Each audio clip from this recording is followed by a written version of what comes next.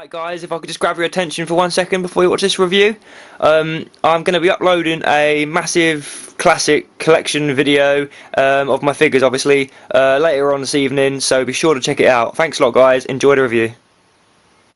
Hello again guys, welcome to the final instalment of my reviews of a new sets that have been released for Christmas. This is the Enemies of the First Doctor collector's set. As you can see, I've got 3 sets. I'm only going to open one for now, and I'll basically open the other sets, well, open one other set another time and keep one in its box. I'm not overly fussed about having dozens of Robomen, not yet anyway. I'll army build those at a later date. Anyway, moving on to the review. So, the box. As like all the other releases this month, they all feature the new design, the Doctor Who logo, and the blue around it. And on the front, you obviously got the First Doctor, 1963 to 1966, and next to that says the Enemies of the First Doctor collector's set. Little character options logo, a picture of a 10th planet, Cyberman, a Dalek from The Chase, and a Roboman from Dalek's Invasion of Earth. And also it says up here includes 10th planet Cyberman, Dalek with flame arm, and Roboman action figures. On the side of the box, much the same sort of pictures. And the back, you've got a picture of all 3 again. You've got a little bit about the Robomen and the Dalek Invasion of Earth. You've got a bit about the Dalek with the flame weapon, which I do apologise, it doesn't come from the Chase, it comes from the Dalek master plan, of course.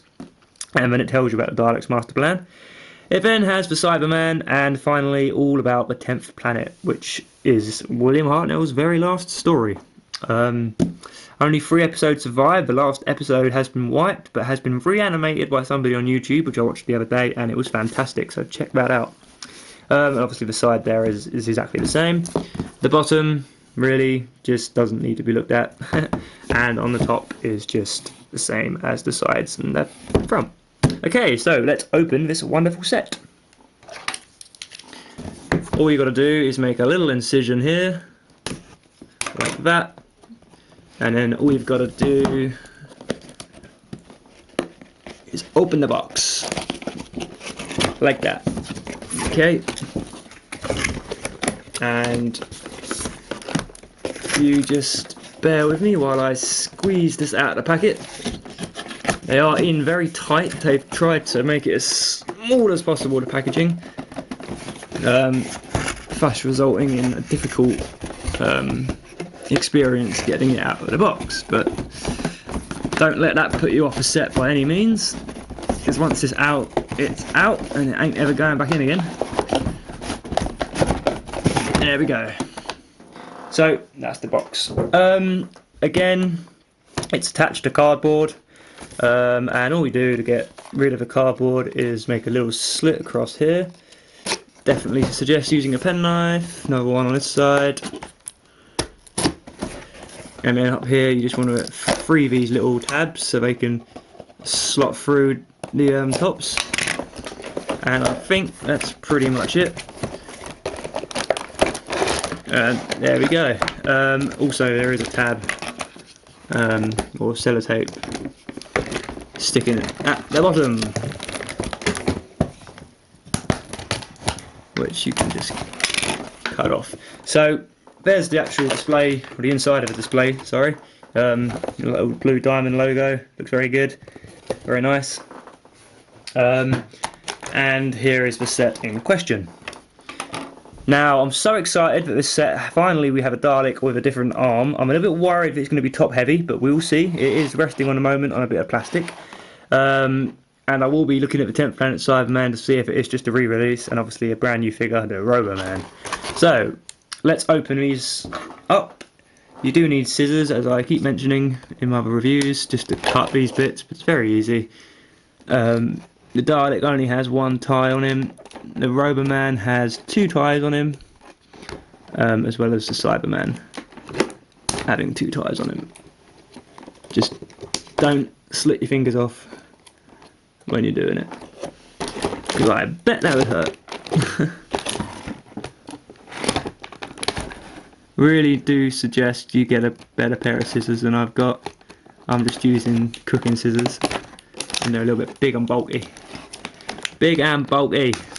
One more to go, and we're free. There we go, we're out. Okay, let's swizzle it around. Let's get the Cyberman out first, as he is the new mould, new figure. There he is, looking rather Cyberman-ish. Let's get the Cyberman out, saving the best to last, obviously. There's the 10th planet Cyberman, looking very much the same as ones we've had before.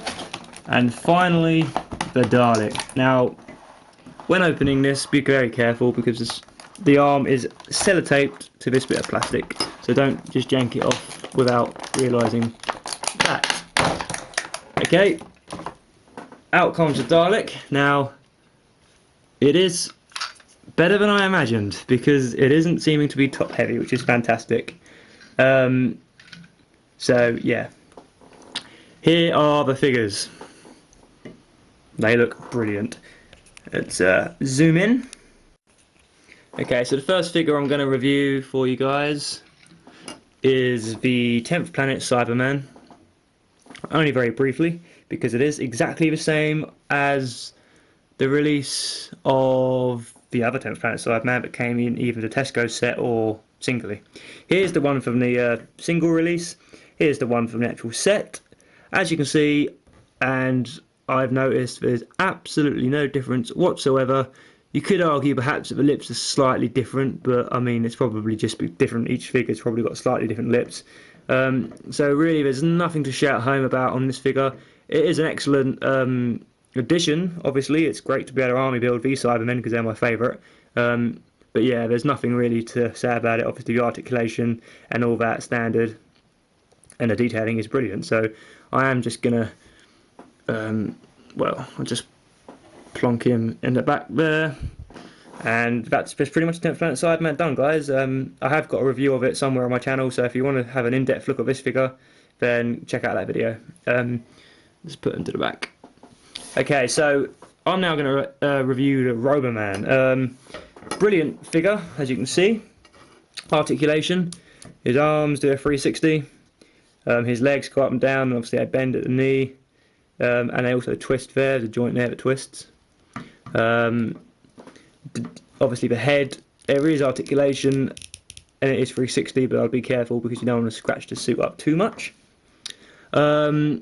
He basically is just wearing a greenish brown costume all the way around, and he's got a blue t-shirt or blue shirt on top with like silver necklace thing on.